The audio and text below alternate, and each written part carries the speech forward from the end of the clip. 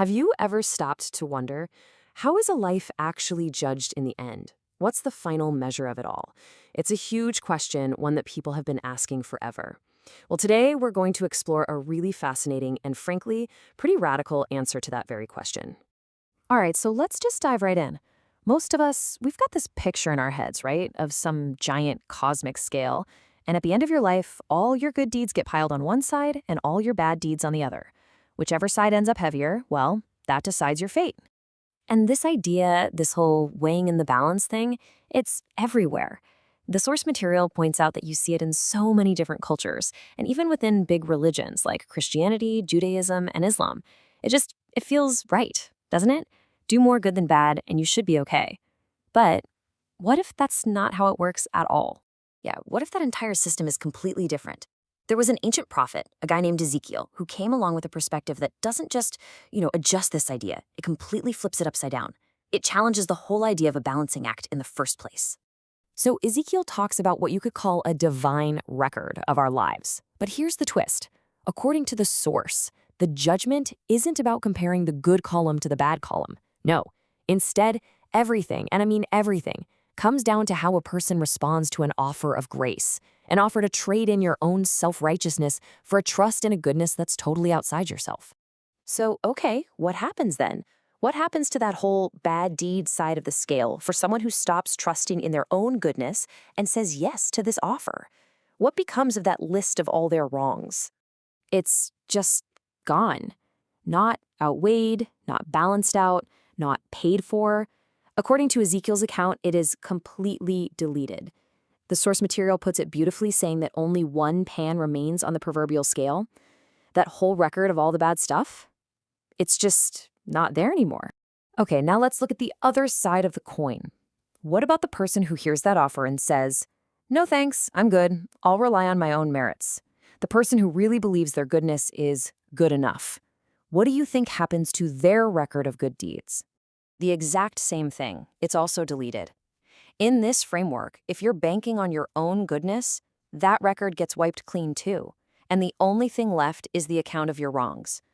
It is a completely all-or-nothing deal that is so different from that simple, intuitive balancing act we all imagine. Now, I know this idea of a deleted record might sound a little abstract, maybe purely theological, but the source gives us this incredible dramatic case study that really puts these two ideas of justice to the test in the real world through the story of a man named Job. So, who was Job? Well, by every possible measure, he was an incredibly good man. But then, unimaginable tragedy strikes. He loses everything, suffers terribly, and there's just no explanation. Then his friends show up, and they are 100% sure they know exactly why it's all happening.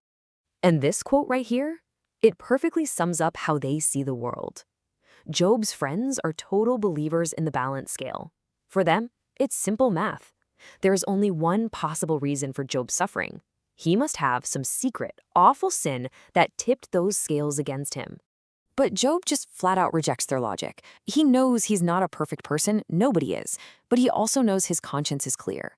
He insists that his suffering is not a punishment for some specific sin, and this sets up this massive, profound argument about what God and justice are really like. So, because he's forced to defend himself against these accusations, Job starts on this incredible journey of personal discovery.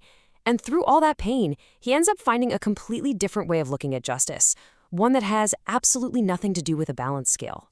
What's so amazing here is you can actually follow Job's train of thought.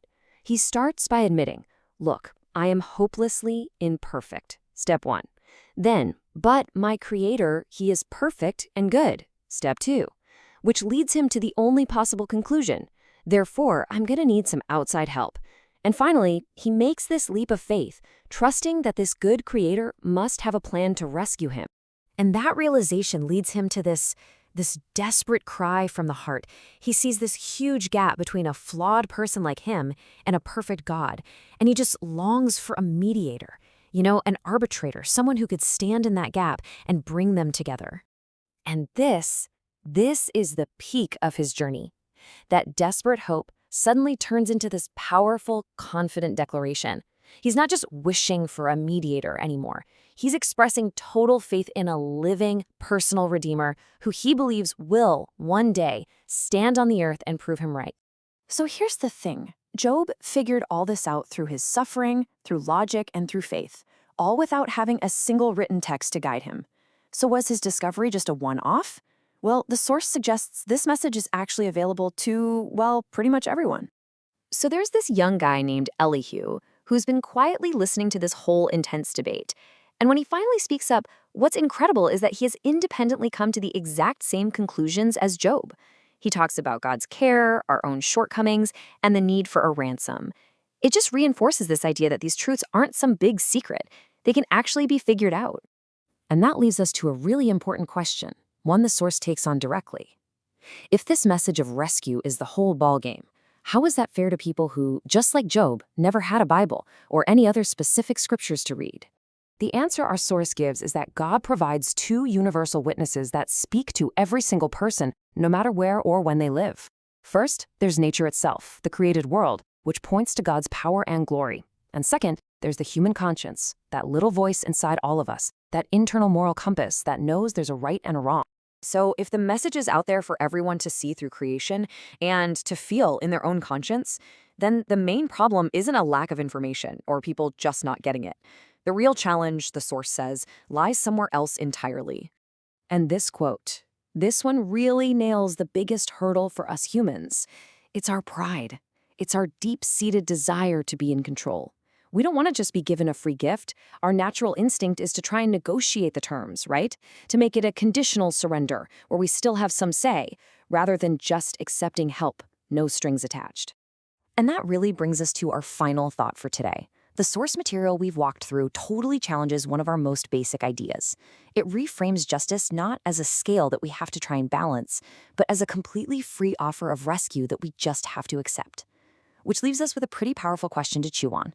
If the offer really is free, why is it so incredibly hard for us to just say yes?